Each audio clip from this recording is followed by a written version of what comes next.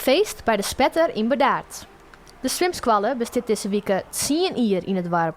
De mielpeel ging net onopmerken voorbij. Eigenaresse Anita van der Weijden werd Aroen Manje verrast door haar mooiwerkers en verste zwimmers. Er hingen vlaggen, er hing een bord met 10 jaar spetten. Ja, super. Hele lieve mensen om de tafel. Koffie, gebak, cadeautjes, kaarten, hele lieve kaarten. Lieve wensen, lieve woorden. Ja, kan niet mooier. Een heel soort band hebben bij Anita het zwemmen leerd. En ook de volwassenen komen graag naar de Spetter.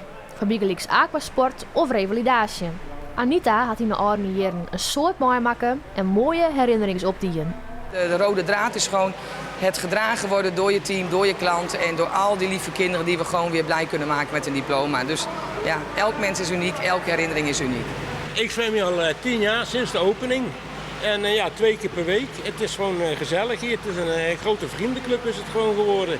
Zo, als je de eerste keer even kwam kijken, dan van kom binnen, neem een kopje koffie. En ik kon toen heel slecht lopen in het begin en ik had veel problemen omdat ik aan mijn nek geopereerd ben. Nou ja, je wordt gewoon opgenomen, het is een warm bad zeg maar, letterlijk en figuurlijk. Hoe lang zwemmen jullie hier al?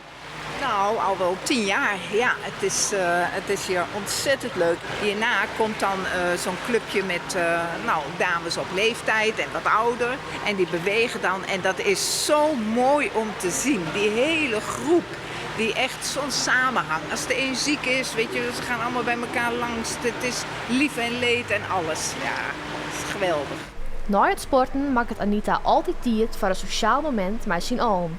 Dit keer met taart. Want dat jet bij een jubileum.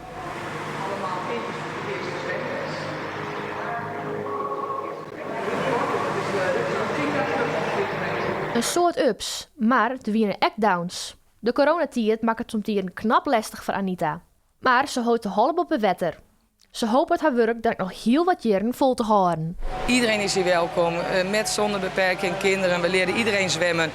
En zo wil ik doorgaan, dat is mijn passie. En zonder passie is 10 jaar ook niet haalbaar.